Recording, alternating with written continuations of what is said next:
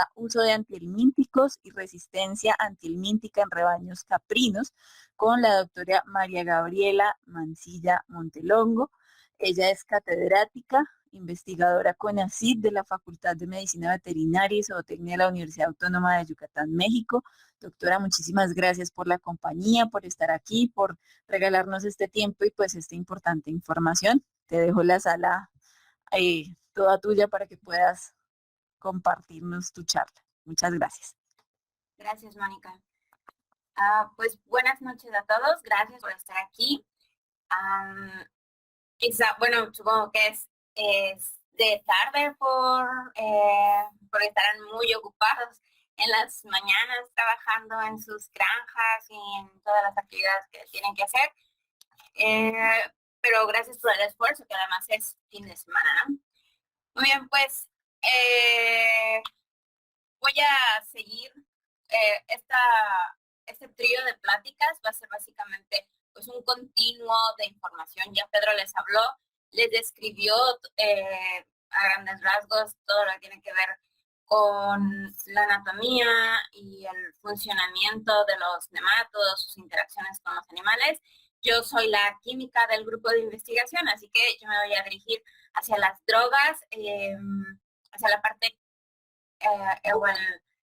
el tratamiento químico que se le da a estos parásitos. Y vamos a empezar con eso. Pues eso, que les decía que las cabras y los parásitos pues evolucionaron juntos e inevitablemente en un sistema sustentable en donde los animales tienen que comer fuera, pues como cualquiera que come fuera de su casa se llena de parásitos, pero no necesariamente tiene que ser eso un problema. Y bueno, el control convencional de nemátodos gastrointestinales ha sido generalmente pues que haya drogas antihelmínticas para todos. Y entonces normalmente cuando hay un animal enfermo, pues como para prevenir en muchos lugares, se decide desparasitar a todos por el temor que esto genera sobre la producción de las cabras, ¿no? O sea, que empiecen, si están muy parasitadas, pues hasta a morir, o baja su producción en cuestión de carne, o tienen menos crías, etcétera. Y es que las drogas antihelmínticas pues tienen muchas ventajas desde el principio que empezaron a usarse, y es que son fáciles de usar, se venden sin receta, así que son fáciles de adquirir, aumentan la productividad porque pues les están quitando estos parásitos a los animales y los animales se sienten mejor, ya no les duele quizás su barriga, ¿no? Entonces, dirigidos allá, pues eso, les voy a contar un poco sobre el uso de estas drogas en los rebaños de cabra. En cuanto a las dosis que suelen usarse, los tipos de drogas, también les voy a contar rápidamente los criterios que se usan para su empleo, el espectro de acción, es decir, qué tan buenas son las drogas o cada uno de estos grupos para matar a qué tantos parásitos, cuánto se queda en el animal estas drogas, y qué tan eficaces son para matar a los nemátodos. Y bueno, y como no todo puede ser bueno, ya vimos que se puede estropear muy fácil, les voy a contar también sobre la resistencia antihelmíntica, cómo se diagnostica y qué podemos hacer precisamente para darle un poco la vuelta a esa resistencia antihelmíntica, o para que no siga avanzando, que no siga empeorándose. Bueno, y como les decía, pues soy química, así que un poco de química vamos a empezar al principio. Y es que para que cualquier medicamento tenga una eficacia terapéutica, es decir, funcione en ese sujeto al que se le está administrando, pues tenemos que ver tres cosas. Los compuestos, o sea, la fórmula del que está hecho ese medicamento, en este caso el antihelmíntico, cómo se va a aplicar, es decir, la ruta de administración, si va a ser oral o si va a ser inyectado, o en el caso para ectoparásitos si va a ser purón, o sea, tópico, y a quién va dirigido, su hospedero y en qué punto de su vida está ese hospedero. Y pues por supuesto que en esta charla nos vamos a enfocar todo a cabras. Los grupos antihelmínticos, hay varios tipos, aquí les pongo 6. Son los benzimidazoles, son los que salieron primero. En segundo lugar están los imidazotiazoles, después las lactonas macrocíclicas, que esas las conocerán como la ivermectina, la doramectina, la moxidectina, todas esas. De las anilidas tenemos a closantel, después les voy a hablar un poco más de ellos. Y menos utilizados, pues o más nuevos, son los derivados de aminoacetonitrilo y el espiroindol, que es el derquantel.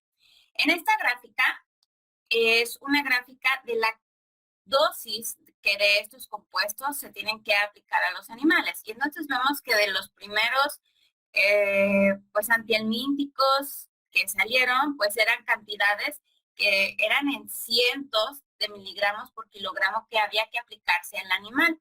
Y conforme ha pasado el tiempo y los compuestos han sido descubiertos o sintetizados de nuevo, pues cada vez vamos necesitando menos cantidad, y la ivermectina, que es el que se necesita 0.2 miligramos por kilogramo, vamos, ni siquiera se ve aquí su barra de tan poquito que se necesita. ¿Okay? Acá abajo están los años en los que han aparecido. Entonces vemos que desde luego las drogas antihelmínticas no es nuevo, o sea, ya tienen sus 82 años de uso, desde los primeros que salieron, que se da ya medio gramo a los animales, hasta la gráfica de esta publicación, que es 1981, cuando salió la ivermectina. ¿Ok? Y eso en cuanto al tipo de compuesto que se aplican a los animales. Es decir, hay de distintos tipos de droga, pero ¿cómo es que se aplican? Bueno, dependiendo de la ruta de administración, pues la droga va a ser más o menos efectiva. Y es que, por ejemplo, la ruta oral tiene una baja tasa de absorción intestinal, y eso quiere decir que va a tener un desempeño menor que una droga aplicada, inyectada subcutáneamente, por ejemplo.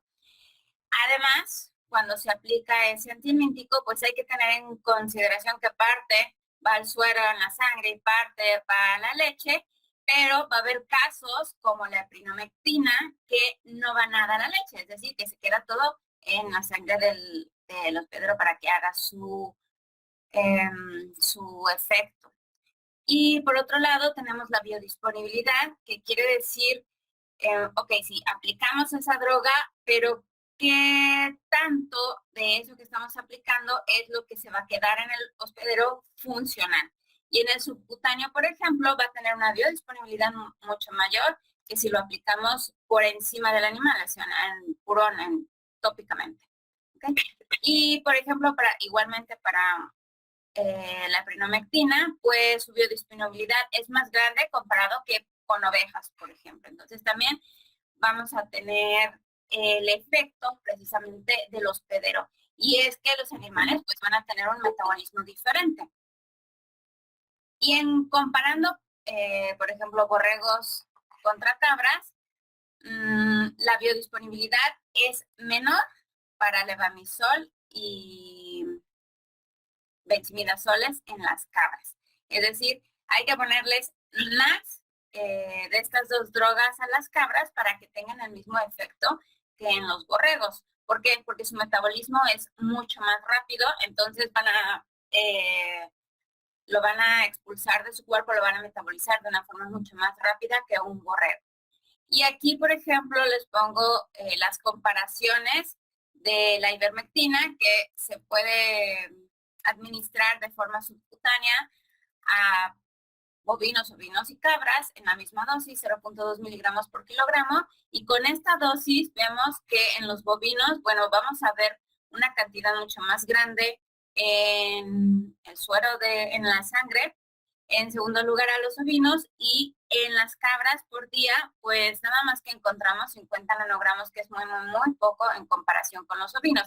Entonces es evidente que las cabras van a necesitar una mayor cantidad de droga antihelmíntica para obtener el mismo efecto que se tiene en los ovinos, y sobre todo el mismo duración a lo largo del tiempo. También hay que tener en cuenta la fisiología del hospedero, es decir, en qué punto pues del día va, por ejemplo, y es que si vamos a aplicar un antihelmíntico oral, bueno, hay que considerar que los animales deben estar en ayuno. ¿Por qué? Porque si están en ayuno van a tener un bajo tránsito digestivo, lo que quiere decir que se va a absorber de una mejor forma ese antihelmíntico oral y por lo mismo que hay menos secreciones digestivas, pues entonces se va a eliminar menos ese antihelmíntico. Pero también hay que tener en cuenta no solo la hora del día, sino la etapa de su vida. Y por ejemplo, es que en la lactancia las cabras van a movilizar el tejido adiposo, bueno, porque están generando esta leche y entonces las drogas, por ejemplo, que van y se almacenan en el tejido adiposo, pues también van a moverse más del animal más rápidamente. También hay que tener en cuenta las infecciones parasíticas, además de los nematodos gastrointestinales, es decir, por ejemplo, como mencionaban, si tenían alguna monesia o algún otro parásito o ectoparásito también puede ser, pues eso puede provocar cambios metabólicos. Los mismos nematodos gastrointestinales pues van a causar cambios en el metabolismo. Incluso, bueno, ya les mostraba Pedro, ¿no? Una alta carga pues puede ocasionarles diarrea. Entonces, pues él pues también podría expulsar mucho más rápido ese antihelmíntico.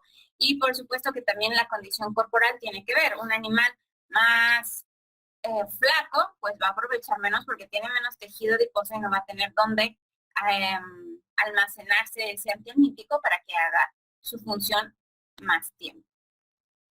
Y hablando de la lactancia, bueno, ya les decía antes que va a haber antihelmínticos que van a salir en la leche, ¿no?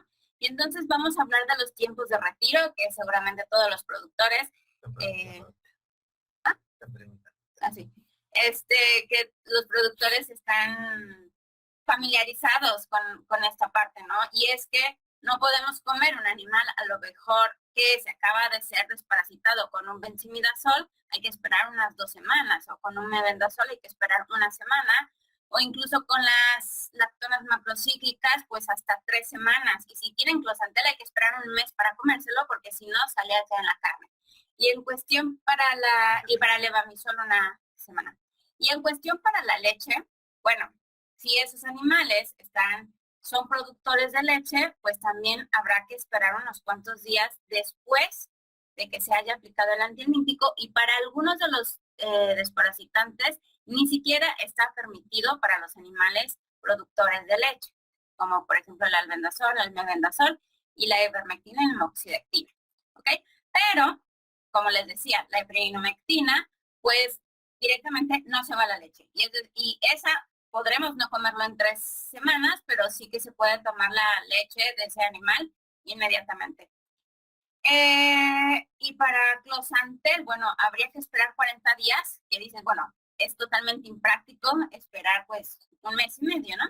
Ahora, una cosa es que eso está indicado para los animales lecheros y una cosa distinta es que ese animal lechero esté efectivamente en proceso de producir la leche. Es decir, a lo mejor tenemos unas cabras que por alguna razón se han desparasitado, pero no es que se les tenga que limitar la aplicación, por ejemplo, de ivermectina, porque si no están produciendo la leche en ese momento, pues no pasa nada, no está en ese periodo de producción. Y podrían a lo mejor salvar su vida si está muy parasitado. Y ya que estamos hablando en esto de poner las cantidades o las dosis de los antihelmínticos, que si son orales, que si son subcutáneos, bueno, hay que tener en consideración de que hay que hacerlo de forma correcta. Y ya les decía que, por ejemplo, para un antihelmíntico oral, pues es mejor si se hace cuando el animal está en ayunas. Pero, además, esos antihelmínticos orales generalmente vienen en forma de suspensión. O sea, esos como los jugos que dice agítese antes de tomar, pues más o menos. Solo que el antihelmíntico no lo podemos agarrar la botella y agitarlo, porque si no crearíamos espuma y nada más que le vamos a dar aire a esos animales. Entonces habrá que homogeneizarlo de forma de, o sea, no batirlo como si fueran claras de huevo, sino con cuidado y además utilizar, pues por ejemplo, una jeringa o se van a utilizar las pistolas que estén bien calibradas para darle justo la dosis que requiere ese animal y que no sea pues el agua en el que viene esa suspensión o a los primeros se les da pura agua y a los últimos se les da todo el medicamento, ¿no? Lo que ha quedado en el fondo de la botella. Lo mismo si es un antihelmíntico de inyección, pues utilizar esa jeringa, fijarse bien que esté en la dosis que debe ser y la dosis en qué debe basarse, pues en cuánto pesa cada animal. Y entonces a cada uno de los animales que se van a desparasitar, pues habrá que pesarlo. Bueno, y que si no tienen una báscula, pues hay estos sistemas de equivalencias con una cinta y se puede establecer esa equivalencia. Aquí pues vemos que es una balanza pues un poco complicada que tienen que hacer entre dos personas porque el animal se mueve y hay que sujetarla con una cinta, pero bueno, que también hay balanzas donde las cabras se ponen de pie y se pesan perfectamente sin que se muevan demasiado. Y vemos aquí en esta tabla la dosis por peso y vemos que los ovinos pues tienen dosis más pequeñas que los caprinos, por lo mismo que ya les decía. Las cabras tienen un metabolismo más rápido, entonces necesitan más cantidad de estos productos. ¿Okay? Y además vemos aquí, por ejemplo, que los levamisoles, las distintas versiones de levamisol, pues tienen las mismas dosis que se le aplican a los animales. También las distintas lactonas macrocíclicas, que es ivermectina, doralmectina e imoxidatina, pues también están en la misma concentración, pero no es así con todas las drogas, porque, por ejemplo, con los benzimidazoles, pues dependiendo la versión de ese benzimidazol, por ejemplo, el vendasol y febendazol sí son 10 miligramos por kilogramos para las cabras, pero el sulfoxio de albendazol en ocasiones puede ser 7.5 miligramos por kilogramo. Entonces varía dependiendo de esa versión del medicamento. Y, por ejemplo, tenemos acá abajo closantel.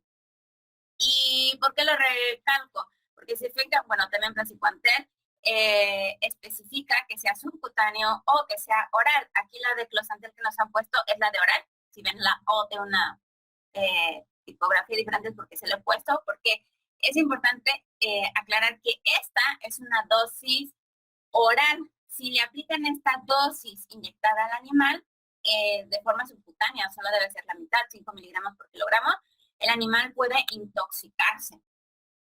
Y eso nos lleva a hablar un poco de qué pasa si nos pasamos de las dosis. Bueno, para drogas, por ejemplo, como los benzimidazoles, que son bastante inocuos o seguros, perdón, podemos mejorar la disponibilidad y ponerles el doble, el triple. Hay estudios hasta que le han puesto 9 veces la dosis de ese benzimidazol y el animal no murió. O sea, sigue bien y hizo su efecto. Ojo, eso si los parásitos siguen siendo, por supuesto, sensibles a esa droga. Que si son resistentes, pues aunque tomen el bote completo, pues no van a morir nunca.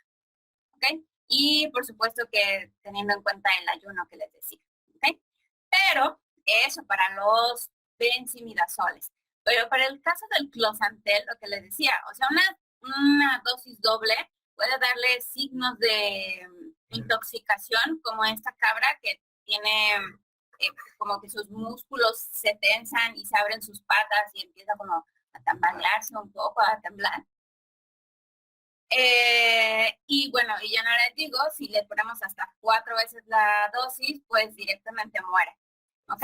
De entre los otros signos clínicos que dan la sobredosis por closantel, está la ceguera. Los animales se quedan ciegos y se dan cuenta, bueno, porque se andan chocando por todos lados y desde luego este sería un efecto neurológico en el animal. Y estas sobredosis no solo están declaradas en los animales, sino en las cabras y los borregos, sino también en perros, incluso en humanos que les han dado ese closantel por error. Y la sobredosis no necesariamente quiere decir que se lo han inyectado de forma incorrecta. Estas sobredosis pueden ser porque no han desechado bien el bote, lo han dejado por ahí, las caras ya saben que todo lo muerden, encuentran el bote y pues chupan o ingieren lo que le quedaba ahí en ese bote. Entonces ahí viene esa intoxicación. Así que mucho cuidado al desechar todo lo que tocó ese medicamento. Bueno, en general cualquiera, ¿no? Y entonces les decía que el control normalmente de los nematodos gastrointestinales pues es utilizando estas drogas por todas estas ventajas. Pero por supuesto que eso nos ha llevado toda esa facilidad de adquirirlo. Y lo que es tan fácil también es muy fácil estropearlo, nos ha llevado a la resistencia antiemítica. ¿Y eso por qué? Pues porque se ha utilizado demasiado de formas inadecuadas, se han cometido errores al manipular precisamente estos medicamentos. Y uno, como cualquier medicamento de cualquier tipo, bueno, uno no hay que dejarlo cerca de los niños y de gente que no esté capacitada para manipularlo o para aplicarlo, como el técnico o el que sea el encargado en sus granjas del manejo de las parasitosis en los animales. La otra es de pensar de, pues si voy a estarlo usando, le puedo dejar ya de una vez la aguja aquí puesta en el taponcito, así nada más lo cambio para que sea más rápido. Pues no, porque si está así perfectamente sellado es para que no se contamine precisamente nuestro medicamento.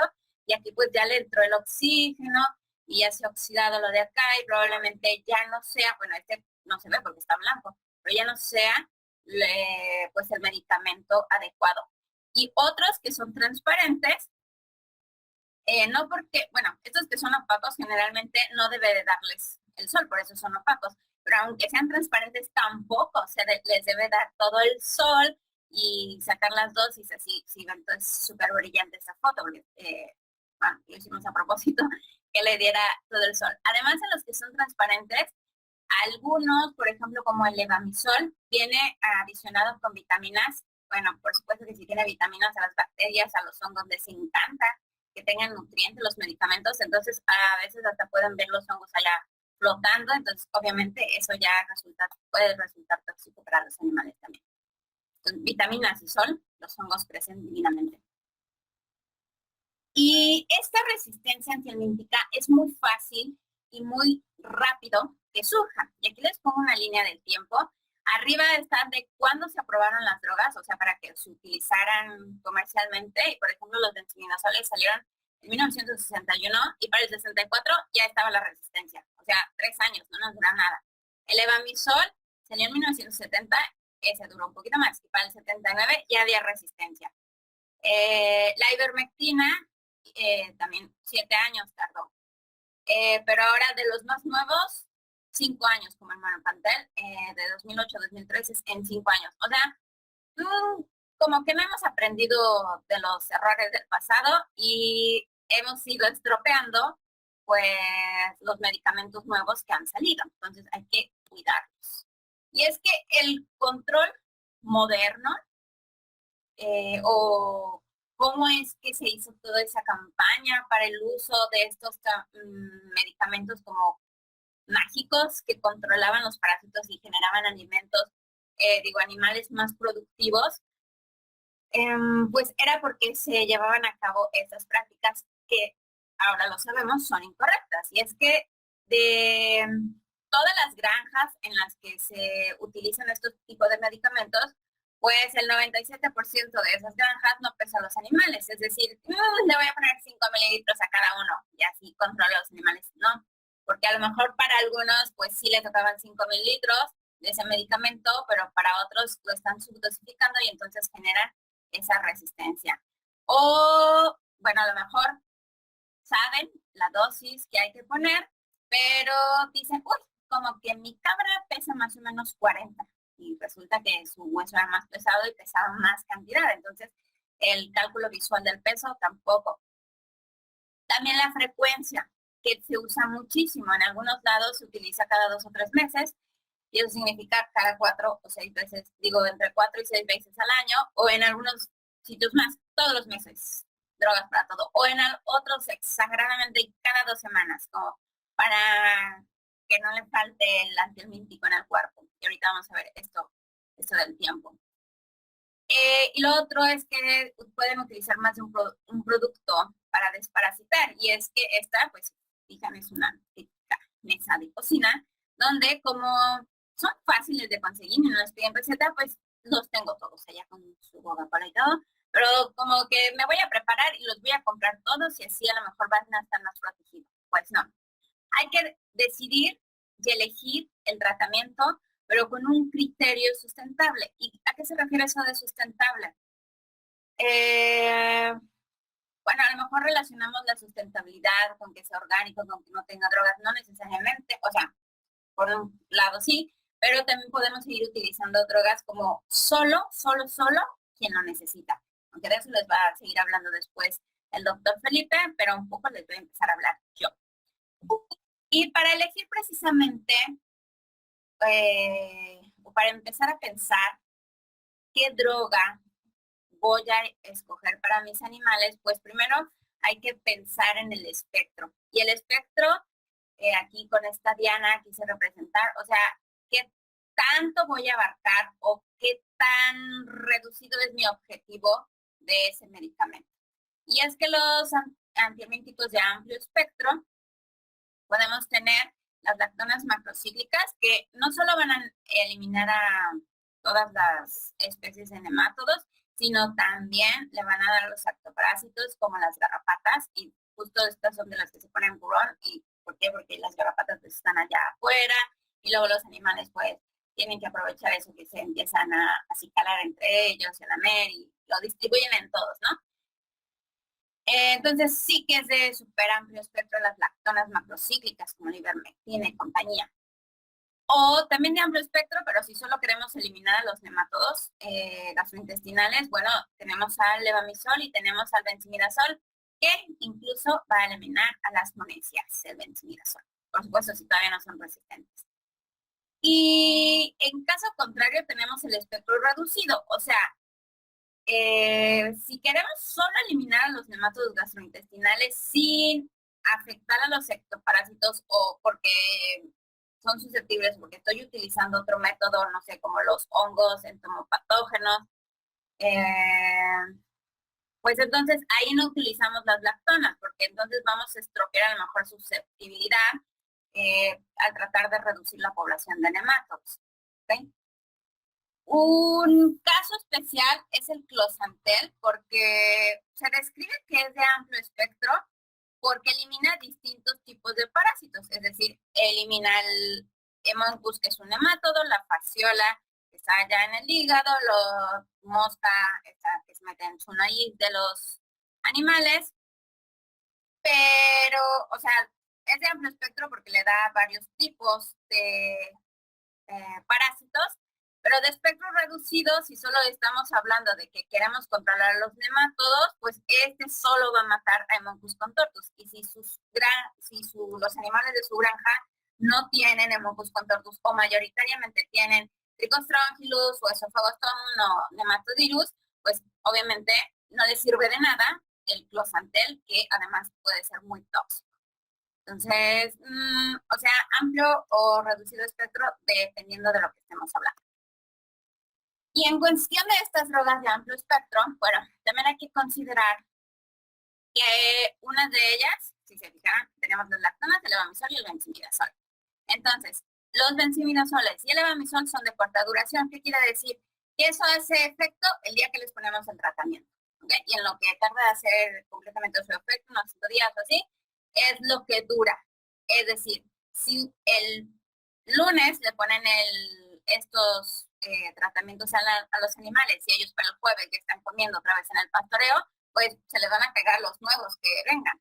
Pero en cambio, la persistencia de la eficacia quiere decir que los animales duran protegidos unos cuantos días después de que se les pone el tratamiento a los animales. En el caso del closantel, pues 21 días pueden salir perfectamente pastorear y no se les van a pegar las larvas que consuman en la pradera. Y para las lactonas, pues puede ser desde 7 días para la ivermectina hasta 28 días para la moxidectina, que les dure la protección. Y dependiendo de la versión comercial de estas lactonas, hay algunas versiones que hasta 40 días puede durar esta protección. ¿Qué quiere decir eso? Que, mejor voy a utilizar una que le dure muchos días. Pues, depende. ¿Por qué? Bueno, resulta que esa eficacia, esta curva que vemos aquí es la concentración del antihelmíntico a lo largo del tiempo. Por supuesto que cuando se lo ponemos en el animal, bueno, tenemos un montón de antihelmíntico, todo él está siendo metabolizado por el animal y conforme pasan los días, pues cada vez va viendo menos. Y entonces los días aquí que pasan es la zona de muerte. Para los de corta duración, pues un día cachito, ¿no? Es cuando los parásitos van a estar muriendo. Los adultos que tienen allá en el abomazo o en el intestino van a estar muriendo. ¿Ok? Eso es lo que significa la eficacia, pues depende del grado y de la duración de la exposición. Ahora, los que tienen un periodo más largo, ok, sí, tienen mayor cantidad de días, a lo mejor esta es una semana y cacho, no, ya no son días, sino son semanas, en que la zona de muerte es muy amplia y los adultos siguen muriendo dentro de nuestra cabra, pero también la cola esta de la curva dura muchísimos más días que en la curva anterior. Y eso quiere decir que estas concentraciones que son menores a las necesarias para que esos adultos mueran, pues van a estar los nuevos que se integren, los nuevos nemátodos que los animales estén comiendo en la pradera, pues van a estar sometidos a una baja concentración. Eso los va a permitir que desarrollen la resistencia. Entonces, ok, sí, vamos a matar a lo mejor muchos adultos, pero los nuevos a lo mejor se van a volver resistentes. Y entonces hay que sopesar estas cosas, ¿no? Y lo otro es que hay estudios, no puse la gráfica, pero hay estudios donde tratan de empalmar una segunda dosis acá como un par de días después para aumentar la zona de muerte y ganarle el tiempo a, no sé, a rotar en el potrero o para que no se vayan a infectar los animales con larvas nuevas que vayan a adquirir esta resistencia.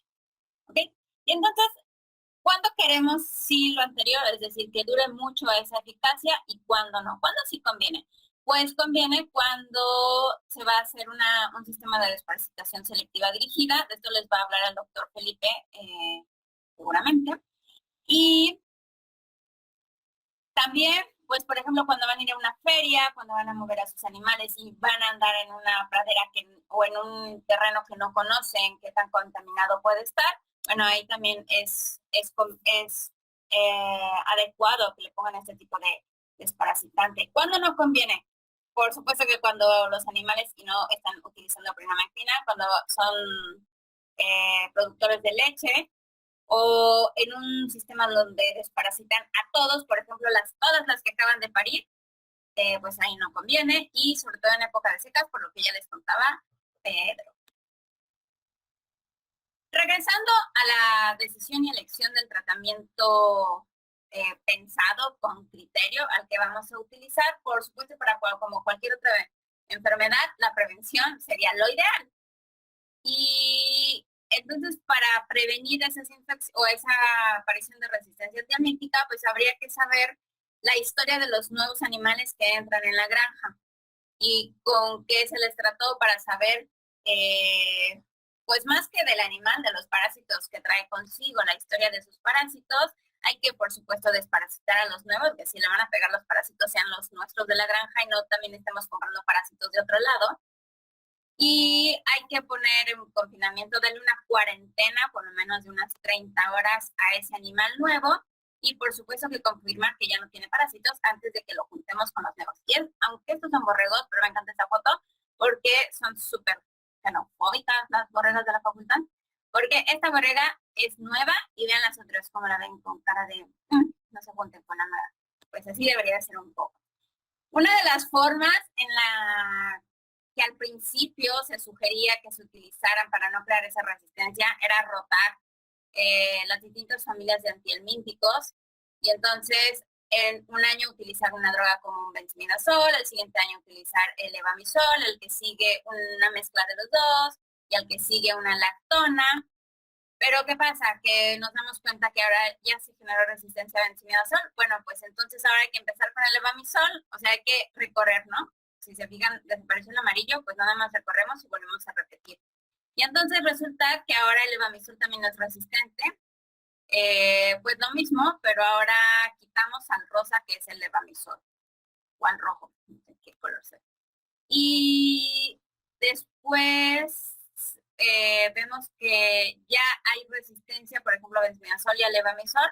Pues ahora, ¿qué hacemos? Pues los podemos a lo mejor poner juntos en una mezcla, a ver si su eficacia se mejora, y utilizar un tercero como una ivermectina. Y así los vamos rotando, ¿no? Y si aún tenemos susceptibilidad a esa ivermectina, pues ya utilizarla siempre. Pero ¿qué va a pasar? Pues que eventualmente se va a generar la resistencia a esa ivermectina. Pero esto se hacía como un poco a ciegas, ¿no? Como un poco rutinario. Ahora uno, luego otro, luego otro. Ah, ya no funciona, pues ahora ya no ese. Ah, no, ya no funciona, pues ahora el otro. Entonces, ¿cuál? ¿Cuál escoger? Pues para saber cuál escoger hay que hacer las pruebas de resistencia antihelmíntica. Y estas pruebas es para que nos digan dónde estamos y para que no se siga empeorando ese sitio en la resistencia donde ya estamos. ¿Y cómo? Les voy a contar rápidamente en qué consiste esta prueba en campo. Bueno, consiste en que vamos a muestrar 100 cabras al azar. Individualmente se les saca heces directo del recto, se le hace una prueba McMaster y se cuentan los huevos.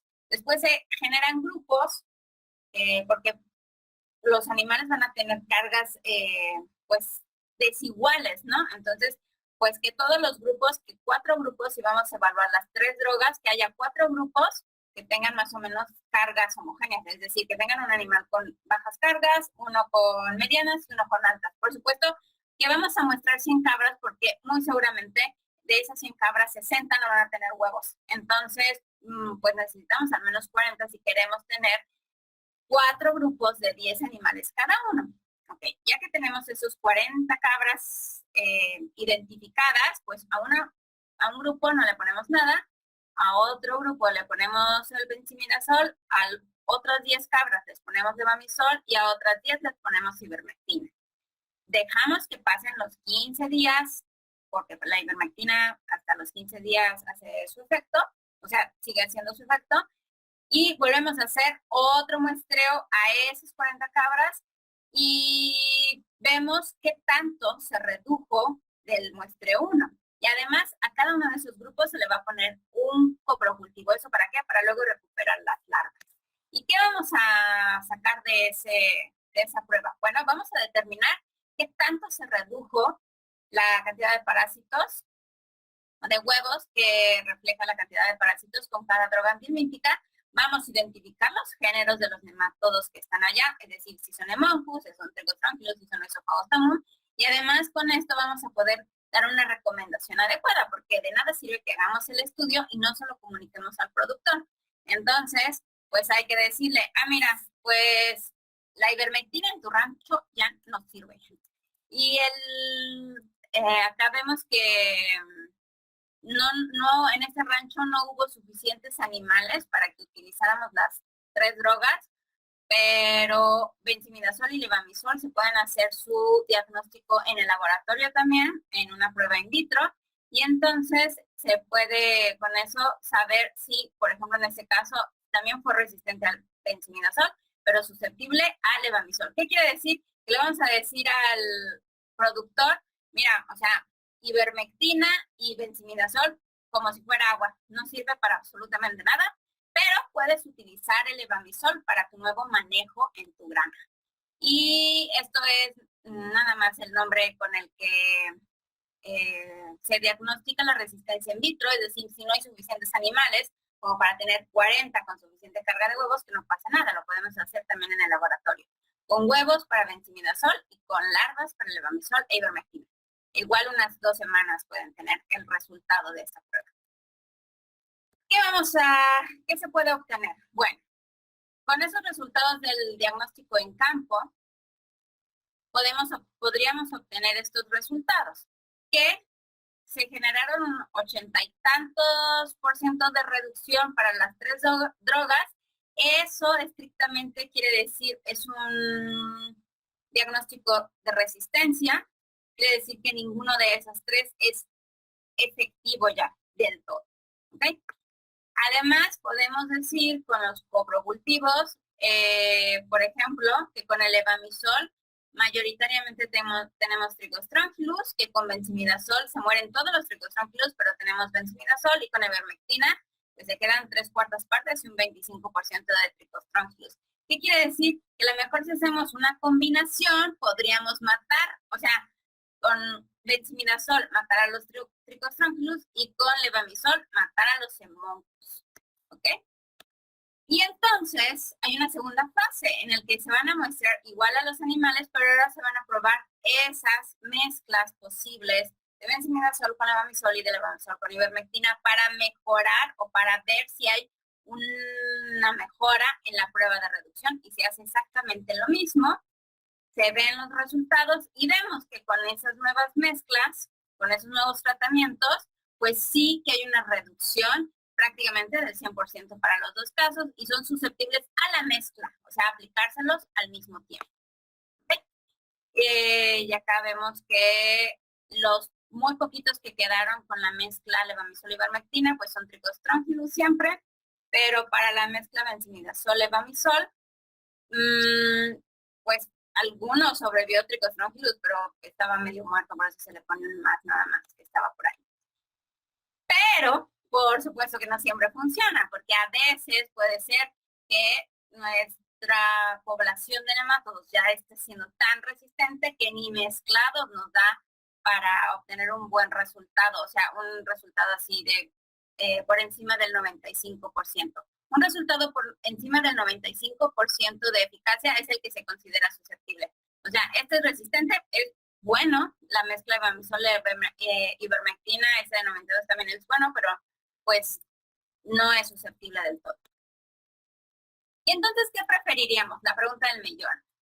Seguimos con nuestro antihelmíntico individual que nada más nos alcanza como un 89%, o nos cambiamos a la combinación ivermectina benzimidazol que nos da hasta el 100%. Bueno, eso depende. Ya les decía que en todo el rebaño, en esos 100 animales, o en el 100% de los animales, van a haber solo el 25 o el 20% de ellos tienen una carga alta, y son los que están contaminando la pradera, que luego ocasiona que los demás animales se contaminen. ¿Ok? Y el 5% de los que sobrevivan a esto van a ser nematodos súper resistentes, porque resisten a ambas drogas. Entonces, habrá que sopesar si queremos la cantidad de huevos que generen para que contaminen la pradera, o nos quedamos con este que no es tan bueno, pero bueno, finalmente también queremos que parte de nuestra pradera esté contaminado pues con pocos huevos de una resistencia no tan ruda, digamos, ¿no? Entonces hay que sopesar esas decisiones. ¿Ok? Y por ejemplo, la granja de la facultad, que era lo que les comentaba Pedro, que desde 2003, obviamente se empezó a usar desde antes, tenía un porcentaje de reducción del 82% de levamisol y del 89% de albendazol. Pues son resistentes, sí son resistentes, pero dado que se ha llevado el manejo de desparasitación selectiva muy cuidada, bueno, 20 años después seguimos teniendo los mismos niveles de porcentaje de reducción, es decir, no ha crecido esa resistencia antihelmíntica y hemos mantenido bien a los animales, ¿no? Y solo se desparasita a aquellos que tienen una muy alta carga, sin estropear y sin tener que recurrir a una lactona macrocíclica, que vamos a seguir cuidando de no aplicárselas por si en algún momento esto se estropea por algún error humano, por ejemplo. ¿Ok? Y con esto termino. Me he expandido un poquito, pero muchísimas gracias por su atención. Hola, mi Doc, muchísimas gracias. Genial. Y pues desde este momento voy a habilitar los micrófonos de los participantes para que puedan pues, realizar sus preguntas de forma oral, que puedan charlar con la doctora Gabriela acerca de las preguntas que tengan, de las inquietudes que tengan, mucha información muy valiosa. Yo creo que pues muchas de las dudas, como se había comentado, que se dieron gracias a la charla anterior, pues ya se han ido contestando a través de esta presentación. Laureana, levantaste la mano, adelante. Gracias, Moni. Cordial saludo para la doctora Gabriela. Hombre, Gracias. interesante, interesantísimo este tema. Resulta de que me cae como anillo al dedo, como decimos nosotros. Estoy hablándole, doctora, de la Guajira colombiana, al norte de Colombia. Somos el departamento muy alto en producción de ovinos y caprinos. Yo soy el presidente de la cadena ovino-caprina del departamento. Tenemos una gran problemática que estamos tratando de combatir haciendo un plan de excelencia sanitaria con Becol, que es el laboratorio que produce las drogas para controlar los parásitos en Colombia. Pero me queda una incógnita. Por allí nos dicen que la ivermectina es muy residual y no se debe aplicar mucho porque causa problemas en los escarabajos del suelo, que, bueno, tantas cosas que se habla de la ivermectina. Nosotros aquí hemos dicho no apliquemos ivermectina, pero nos ha salido en el examen de laboratorio el problema del lemonchus. Entonces no lo vamos a combatir con ivermectina, pero usted también dice que él es resistente a la ivermectina, que hay que mezclarla. Entonces nos irá a quedar alguna fórmula para nosotros aplicar esa mezcla de esos componentes químicos y combatir esa parasitosis que nos atacan. Bueno, todas las especies pueden ir desarrollando las resistencias dependiendo del manejo de cada granja. O sea, no es que todos los homunculus sean resistentes a esa ivermectina, sino le tiene que hacer una prueba específica a los parásitos de su granja, bueno, a los animales que están adentro, a los parásitos que están adentro de sus animales. Y entonces, lo que les decía, o sea, determinar qué tanta es esa resistencia y darle alguna solución. Por ejemplo, si solamente tienen Hemoncus, pues algo sencillo, aunque también muy delicado, pues podría ser aplicar closantel, si ese es su único nematodo problema, porque finalmente es muy selectivo. Pero, y la combinación de hacer con ivermectina con algún otro, también se lo tienen que determinar experimentalmente. Es decir, no se le puede dar una idea como a ciegas, que por eso se ha ido generando la resistencia. Es como los medicamentos de personas. O sea, no porque mi vecina tome, yo qué sé qué, porque le duele la cabeza, yo me tomo uno también, porque a lo mejor a mí me duele la cabeza por otra cosa. O sea, hay que hacer un diagnóstico individualizado. Sí, tendrían que, no sé, seguramente, no sé, Mónica estará en contacto, o ella, su grupo, hacer ese tipo de estudios. Claro que sí, sí, ahí ese tema es algo que aquí no se ha tratado a fondo y de hecho pues dentro del curso que ofrezco acá, no solo lo toman personas acá de Colombia, sino de varios lugares, siempre doy pues como esos pasos mínimos, ¿no? De todo este tema de desparasitación selectiva, esa sensibilización al tema de resistencia.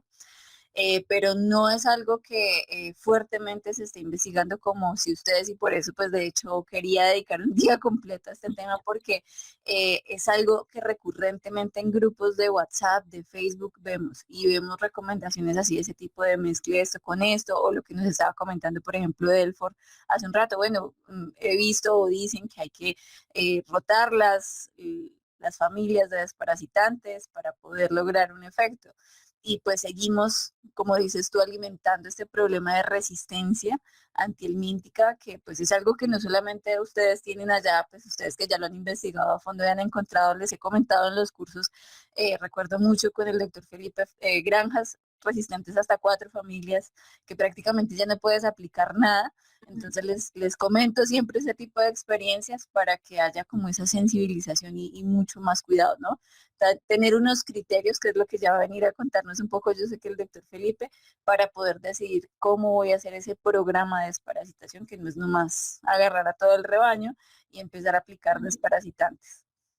Así Pero es. sí es algo muy puntual, Laureano. Y sí, como nos dice la doctora Gabriela, pues sí es un problema que con lo que están tratando no han logrado controlar, porque pues no es erradicar, como también nos decía el doctor Pedro, o sea, ellos están ahí, es otro animal que hace parte de ese ecosistema. Si no han logrado controlarlo, hay que ver qué es lo que está pasando realmente, si es que de repente si hay una resistencia o tal vez están poniendo mal las dosis. Sí, ya nos decía ahorita la doctora Gabriela, no es la misma dosis para una cabra que para una oveja, ¿sí? Para algunos de los desparasitantes que usualmente hay en la granja. Entonces, todos esos detalles hay que entrar a verlos bien, Laureano. Así es. Y como lo pone el doctor Felipe acá en el chat, o sea, si necesitan o sea, si tú necesitas, o el grupo en general necesita apoyo para un curso específico de la resistencia antihelmíntica, vamos que en la asignatura optativa que ofertamos en la facultad, todo eso nos lleva todo un semestre. O sea, no es 45 minutos, es complicado. No sé. Así es. Bueno, listo. Aquí tenemos otra manito levantada de Wilman Felipe Duarte. Adelante. Sí, buenas noches, doctora. Su merced nos habló un poquito de que el ayuno pre-aplicación del antihelmíntico. ¿Hay o se debe que seguir un ayuno post-aplicación? No. Más bien antes nada más, para que sea mejor la absorción. Pero ya una vez, o sea, generalmente de hecho así lo hacemos nosotros, se les aplica la droga, se regresan a su corral y se les da su comida. Así que solo es previo. Dale, perfecto. Y solo para los orales, claro, dicen Pedro. Vale, listo, perfecto. Seguimos con Darío Martínez Flores. Adelante con tu pregunta. La pregunta mía es que cómo hace uno con los purgantes si muchos vienen por decir 2 ml por 100 kilogramos y pues ahí ven especificado bovinos, caprinos, ¿cómo hace uno ahí si hay unos que son más resistentes a otros?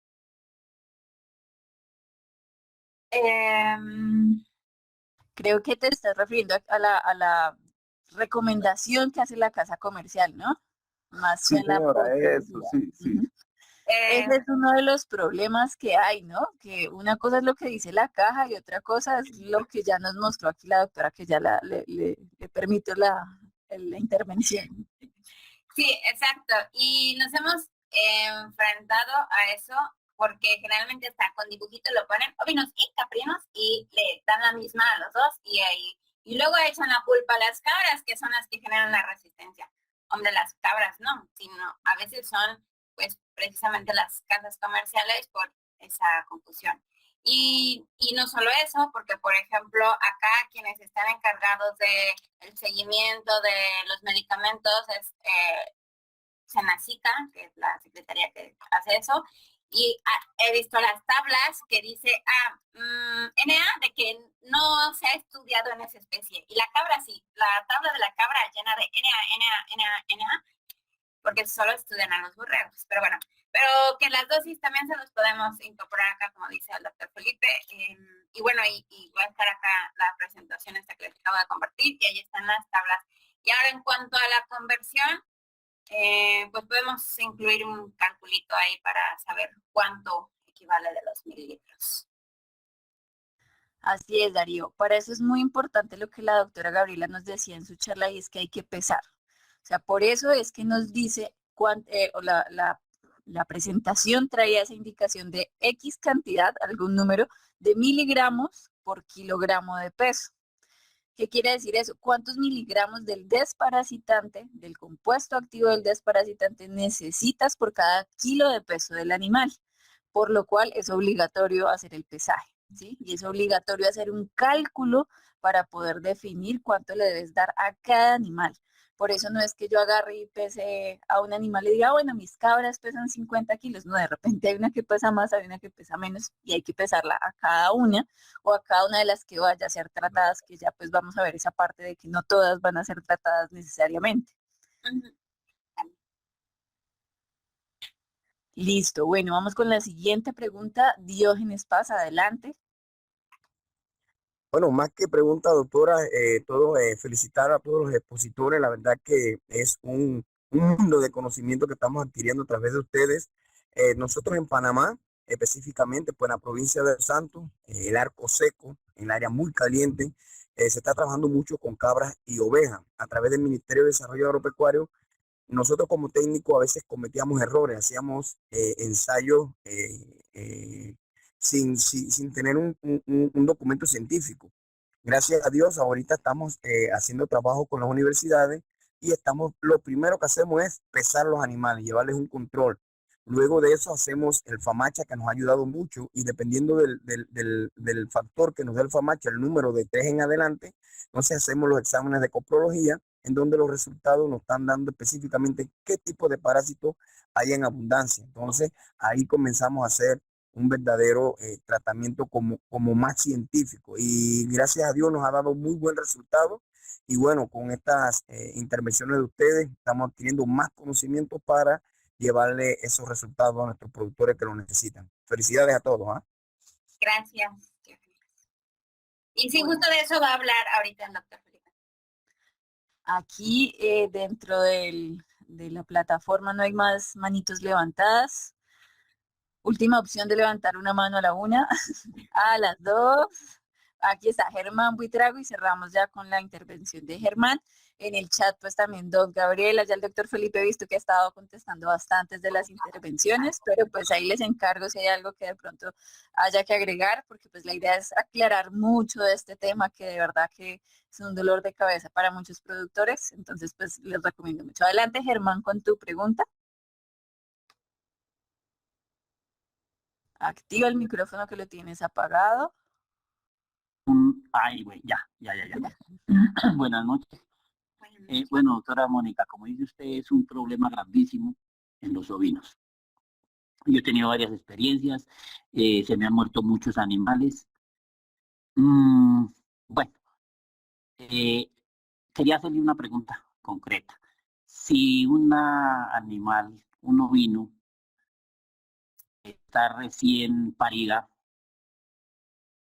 ¿qué consecuencias tiene la purga, la desparasitada en ese momento para la cría? ¿Hay alguna consecuencia o no? Pues de hecho, en muchos lugares es el manejo que se les suele dar.